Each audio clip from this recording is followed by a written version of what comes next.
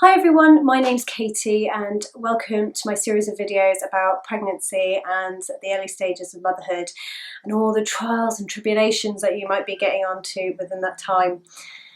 Just to let you know that I'm in a very precarious situation because I have gone and broken my ankle. I'll tell you all about that in a minute, but also another bit of good news, especially after my last few videos, which have included how I've been getting over my previous miscarriage, is that I'm pregnant. Yay!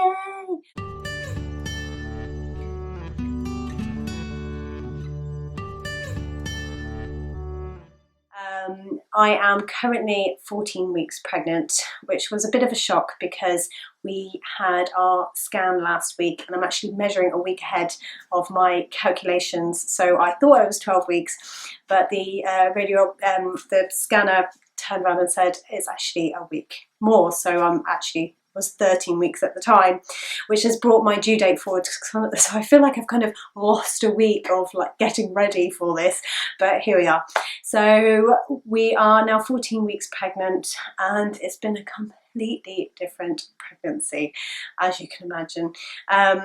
Which has been really strange. So all three of my pregnancies, including the one with my daughter, the one that I've just had, and this one, have been completely different. With my daughter Emily, I feel like I was barely pregnant at all, apart from the odd wave of feeling a bit sick. This time has been the total opposite. So I've ticked off all the boxes with this one. So I've had diarrhea, I've had sickness, I've had constipation, dizziness, insomnia, all the usual things I think that most women get up to when they are in the early stages of pregnancy. And I was told by my midwife it's not made any easier because you've got a toddler running around.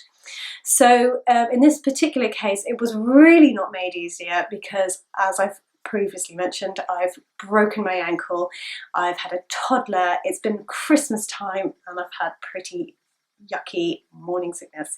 So it's been fun, but we are now out of the fog. Christmas is gone, which has been amazing. I now no longer have any morning sickness. All of those symptoms have now died down, and I am a week away from coming out of the boot. Oh my God.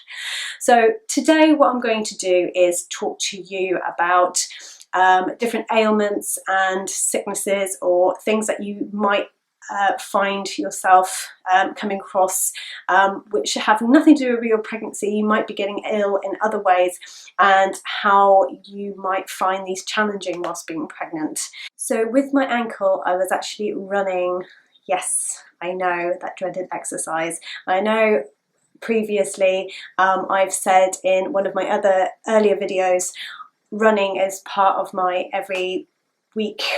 You know, I just incorporate it into my usual working week. I do love it. I'm missing it so much. But I was running down a hill and I hit a little divot in the road and my ankle went over on the divot, and because of the motion of running downhill, the ankle turned and I put on all my weight on the ankle, which was very painful at the time, but adrenaline kicks in as it usually does in those situations. Thankfully, the people that I was running with, and thankfully I wasn't on my own, called an ambulance and I was whisked away to A&E, which was fine at the time, but I needed to contact my husband, who needed to arrange for someone to look after our daughter whilst he came to meet me in A&E, which is fine in most cases, but we don't have any family nearby and we're still relatively new to the area. Thankfully, we have a very, very kind neighbour who sat in the house who looked after our daughter whilst my husband came to meet me in A&E. Not an ideal situation, but it just goes to show that every situation is manageable if you've got nice people around you. So I sat there in A&E for 2 to 3 hours before I was finally triaged and put through to have an X-ray. So they X-rayed my ankle, and I had to tell them as I was going through to radiology that I had was pregnant. I was 7 weeks pregnant at the time, and obviously not telling anyone because it was still in the early stages. And the radiographer was very, very kind, very reassuring, and what she did was give me a metal vest, which she put over the main part of my body. Thankfully, because it's a limb that they have to x-ray, they put the plates specifically. So x-rays, you have 2 plates, they put the x-rays go through, and they put that around my foot, and the metal vest protected my tummy whilst the x-ray was taken. The radiographer was really, really kind, as I said, and she assured me at the time the amount of x-ray that is used to take a basic x-ray is actually so minimal that it will not give you any harm to your baby at all. As I said, they give you the metal vests just in case, and I did ask her if I could wear it, and she was totally understood this completely, and she was really, really kind. I then had to go to meet the consultant after the x-ray was taken, and they took one look at the x-ray and said, yep, you have a fracture. The fracture was on the outside of my ankle, which is the bottom of my fibula, which is the outside bone on the lower half of your leg. So that had completely snapped away, but thankfully the bones were stable, so they were sort of resting together quite nicely, which is a perfect situation for bones to heal. So they put me in a boot rather than a cast, thank God, because it meant that I could wash, I could sleep without it, I could not get an itchy foot without having to scratch it. Just simple things that made life a lot easier without having a cast. And I had to wear this for 6 weeks, so we've got a week left. The running joke now is that I'm not allowed to get pregnant anymore because every time I get pregnant I break something. In my last pregnancy with Emily, I broke my left 5th metacarpal, so it's this long bone here, and actually the type of fracture that I had was called a boxer's fracture, which makes me giggle to think that anyone would think I would be boxing anyone at the time. But I was actually playing netball, and I had just 2 days ago found out I was pregnant, but I had promised my friend that I was going to attend this netball match, and so I got roped in, and I couldn't tell her at the time that I was pregnant, and I thought, right, okay, I'll just go on to a really boring side of the court and just stay there and keep out of everyone's way. But this particular time the ball came flying towards me, and in order for it to stop going the direction I wanted it to, I went out and blocked it.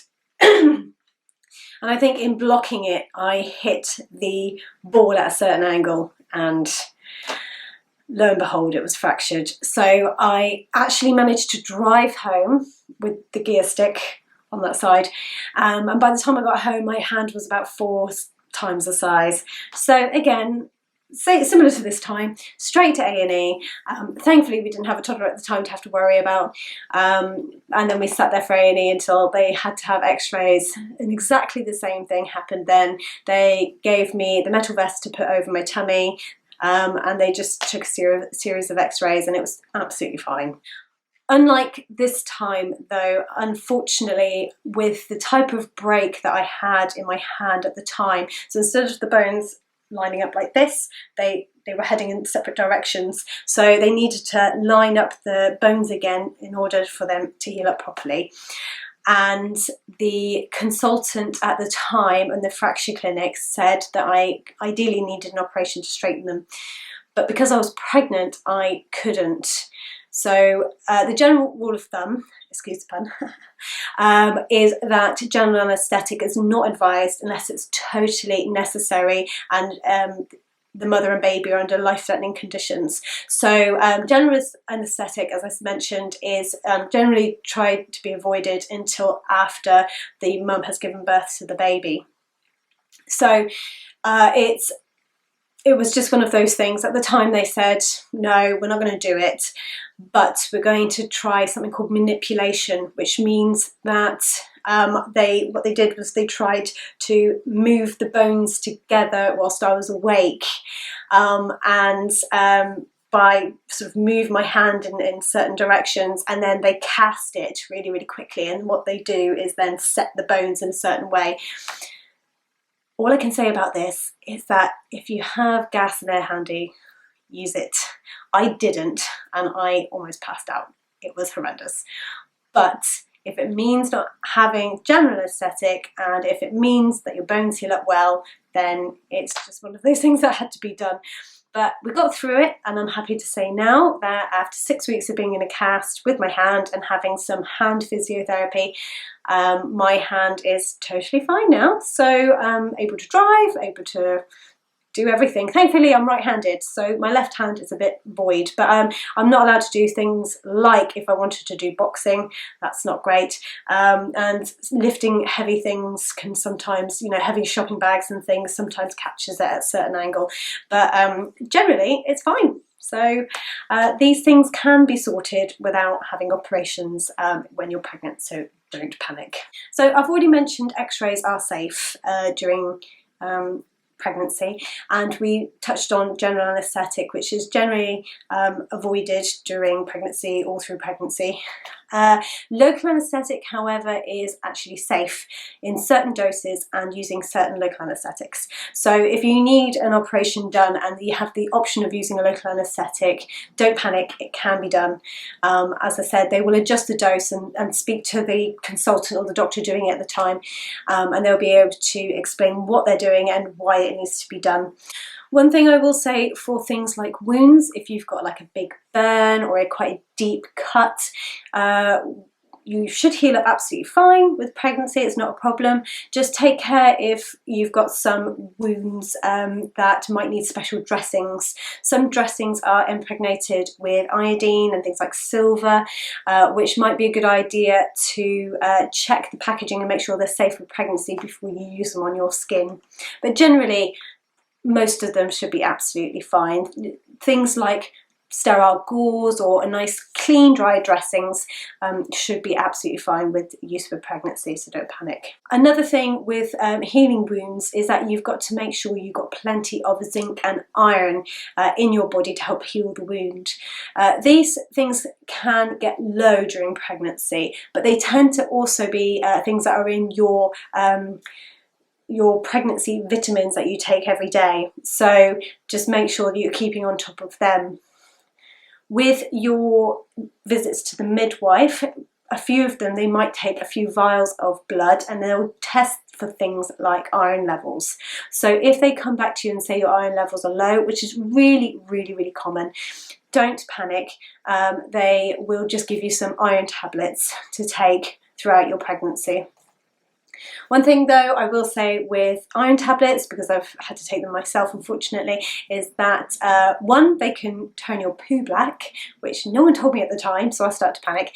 So, and number two is that they can cause some constipation. So if that starts to be a problem, by all means, again, have a chat to your midwife and GP. They might be able to give you something that helps soften the stool to make it easier to get to the toilet. So there are always things around this, so don't panic too much, but it's really important that you have your iron all through your pregnancy if you need it.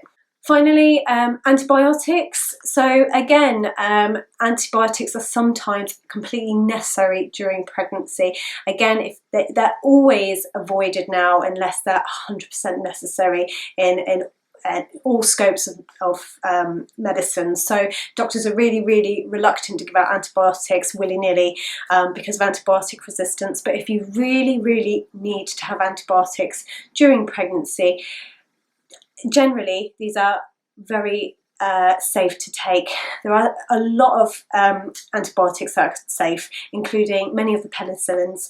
And if you're allergic to penicillin, a lot of things like erythromycin, which is often used to compensate or as an alternative to penicillin, again, these are completely safe to take. Things like UTIs and chest infections and things like that, they can't be avoided. So yeah, just make sure you keep yourself nice and healthy, have your vitamins, good healthy diet, and you should get through your pregnancy without having any of these problems. Or if you're anything like me, just stop doing sport because apparently it's a health hazard. when you're pregnant. So that's it from me. I'm all finished. If you have any questions, please just post a little question. I'll be happy to answer it. I'm not a doctor, I'm not a medical professional at all.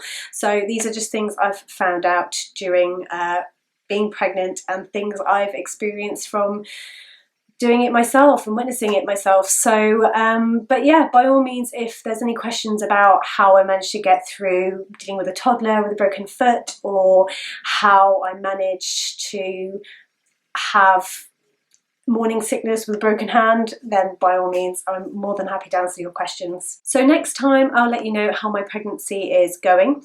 I'm also going to talk to you about how to tell work that you are pregnant, because sometimes people aren't always in a very good position to tell work that they're pregnant, or they might be a bit nervous for whatever reason.